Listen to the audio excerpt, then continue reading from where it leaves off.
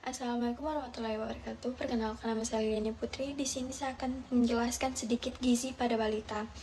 Gizi adalah segala sesuatu yang berhubungan dengan makanan dan kesehatan.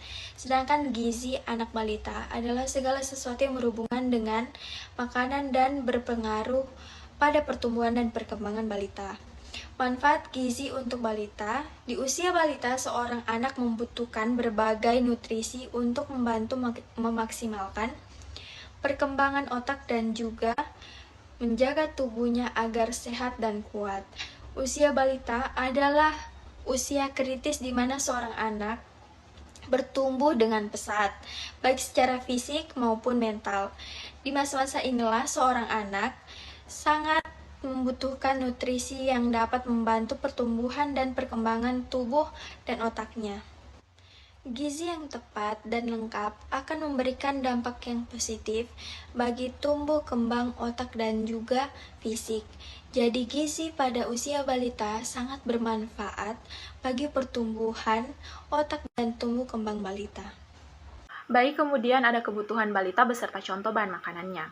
Jadi, pertumbuhan otak balita ini dipengaruhi oleh faktor keturunan dan nutrisi, sementara perkembangan otak dipengaruhi oleh faktor keturunan dan lingkungan atau stimulasi.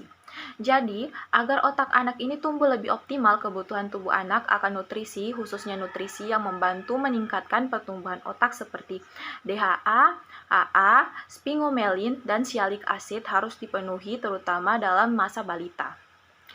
Nah, jadi tentu saja untuk memastikan balita mendapatkan nutrisi yang lengkap dan seimbang, selain dari makanan, balita juga membutuhkan susu yang lengkap dengan nutrisi setidaknya 2 kali dalam sehari. Dengan memberikan nutrisi yang lengkap bagi balita, ini berguna untuk membantu memaksimalkan pertumbuhan dengan perkembangannya sehingga balita tumbuh sehat, kuat, dan cerdas. Kemudian setelah anak berusia 1 tahun, menu makanan yang diberikan ini harus bervariasi. Jadi, gunanya makanan yang bervariasi ini untuk mencegah rasa bosan pada anak. Nah, yang diberikan ini berupa susu, sereal, daging, sup, sayuran, dan buah-buahan. Kemudian, makanan padat yang diberikan kepada anak ini tidak perlu diblender lagi, karena di sini tekstur yang kita gunakan adalah tekstur kasar, gunanya untuk melatih anak yang sudah mempunyai gigi untuk belajar mengunyah. Dan pada kelompok anak di bawah 5 tahun merupakan kelompok anak yang menunjukkan pertumbuhan badan dengan cepat. Nah, jadi masa balita ini merupakan pertumbuhan yang membutuhkan gizi yang baik. Jadi pemberian makanan pada balita ini harus memenuhi kebutuhan seperti kebutuhan kalori serta kebutuhan zat gizi utama yang meliputi hidrat arang, protein, lemak, mineral, vitamin, dan cairan. Energi dan karbohidrat. Jadi energi adalah zat gizi yang mengandung energi terdiri dari protein, lemak, dan karbohidrat. Tiap gram protein dan karbohidrat memberi energi 4 kilokalori. Sedangkan lemak memberi energi 9 kilokalori. Dianjurkan supaya jumlah energi yang diperlukan didapatkan dari 50-60% karbohidrat, 23-35% lemak, selebihnya 0-15% protein. Untuk usia 0-1 tahun, kecukupan energinya yaitu 110-120. Untuk usia 1-3 tahun, kecukupan energinya adalah 100. Untuk usia 4-6 tahun, kecukupan energinya adalah 90. Karbohidrat. Karbohidrat adalah kebutuhan energi, salah satunya didapat pada karbohidrat, yang juga merupakan komponen terbesar dalam kehidupan sehari-hari. Karbohidrat diperlukan untuk menunjang aktivitas anak, seperti bergerak, berlari, dan bermain. Sumber karbohidrat adalah roti, kacang hijau, beras, kentang, tepung beras, singkong, ubi, dan sebagainya. Disarankan untuk memberi 2,5-3 gram tiap kilogram BB balita. Protein yang diberikan dianggap adekuat jika mengandung semua asam amino esensial dalam jumlah yang cukup mudah dicerna dan diserap tubuh serta berkualitas tinggi. Untuk usia 0-1 tahun, kecukupan energinya yaitu 2,5. Untuk usia 1-3 tahun, kecukupan energinya yaitu 2. Untuk usia 4-6 tahun, kecukupan energinya itu 1,8. Protein adalah susu, daging, ayam, hati, tahu, tempe, kacang-kacangan, dan sebagainya. Protein diperlukan untuk memberikan jaringan tubuh baru seperti pertumbuhan gigi dan tulang. Selanjutnya ada lemak. Lemak yaitu energi total balita sekitar 20-25% berasal dari lemak.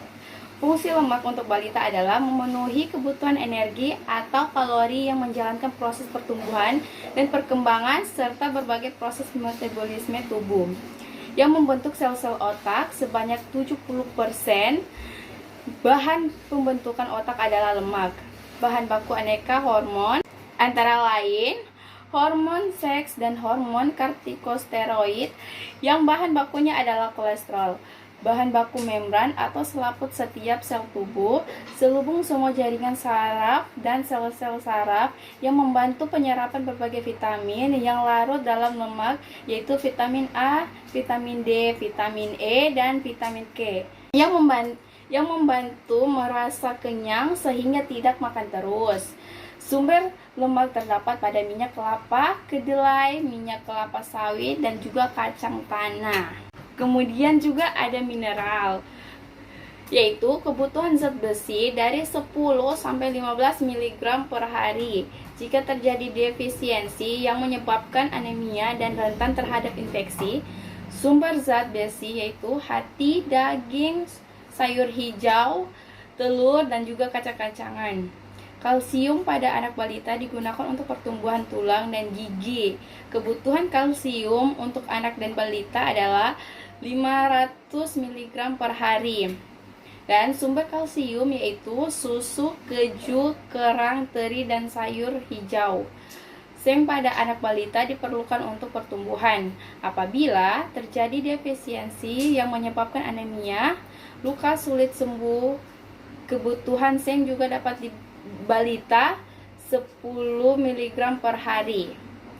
Yang sumber seng yaitu telur, hati, ikan laut, dan juga daging. Baiklah, saya akan melanjutkan materi dari teman saya, yaitu tentang cairan. Pada umumnya, anak memerlukan 1000-1500 ml air setiap harinya. Pada keadaan sakit seperti infeksi, disertai dengan suhu tubuh tinggi, diare, dan muntah, masukan cairan harus ditingkatkan untuk menghindari dehidrasi pada anak. Mengapa cairan menjadi kebutuhan penting untuk anak balita? Mengingat air merupakan kandungan paling banyak dalam tubuh manusia, tentu perannya tidak sembarangan. Beberapa fungsi cairan dalam kebutuhan tubuh anak balita, yaitu yang pertama, membantu tubuh membuang kotoran terutama melalui urin. Yang kedua, menjaga suhu tubuh tetap sehat. Yang ketiga, bahan utama air liur. Yang keempat, menjaga sendi tetap terlumasi. Dan yang kelima, mengangkut protein dan karbohidrat dari makanan untuk memberi energi pada tubuh. Nah, kebutuhan cairan anak balita tidak hanya didapatkan dari air, tetapi juga bisa dari makanan yang mengandung kadar air tinggi seperti buah-buahan dan sayur-sayuran. Dan ketika tubuh tidak memiliki cukup air atau dehidrasi, hal ini bisa membuat tubuh menjadi lemas dan tidak bersemangat untuk melakukan kegiatan apapun.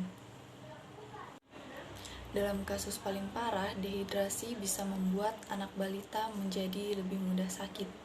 Nah, air putih ini bisa melawan dehidrasi, menyegarkan tubuh, dan tidak mengandung kalori. Dehidrasi pada anak balita bisa menyebabkan beberapa masalah kesehatan seperti diare, sakit perut, dan kehilangan nafsu makan. Seberapa banyak kebutuhan cairan pada balita? Jumlah kebutuhan cairan pada balita tergantung pada usia, ukuran tubuh balita, kesehatan, tingkat aktivitas, sampai cuaca. Cuaca ini seperti suhu udara dan tingkat kelembapan. Biasanya anak balita akan lebih banyak minum ketika ia sedang bergerak aktif seperti olahraga atau bermain permainan fisik. Berdasarkan angka kecukupan gizi atau AKG pada tahun 2013, kebutuhan cairan balita usia 1-3 tahun yaitu 1.200 ml, dan balita usia 4-6 tahun yaitu 1.500 ml. Angka kecukupan cairan anak 4-6 tahun yaitu 1.500 ml. Angka kecukupan cairan anak balita tersebut tidak harus dari air putih atau dari air mineral, tetapi bisa dari susu UHT atau susu formula yang dikonsumsi. Nah, karena tadi saya sudah menjelaskan bahwa cairan pada balita tidak hanya terpenuhi oleh air saja, tetapi juga dari buah-buahan dan juga sayur-sayuran. Nah, buah-buahan yang dapat memenuhi cairan pada balita yang pertama yaitu buah semangka. Berdasarkan data komposisi pangan Indonesia, 1000 gram buah semangka mengandung 92 ml air, 28 kalori energi, dan 6,9 gram karbohidrat. Selain itu, semangka juga kaya akan antioksidan yang kuat, termasuk likopen. Nah, likopen ini merupakan senyawa yang mampu mengurangi kerusakan oksidatif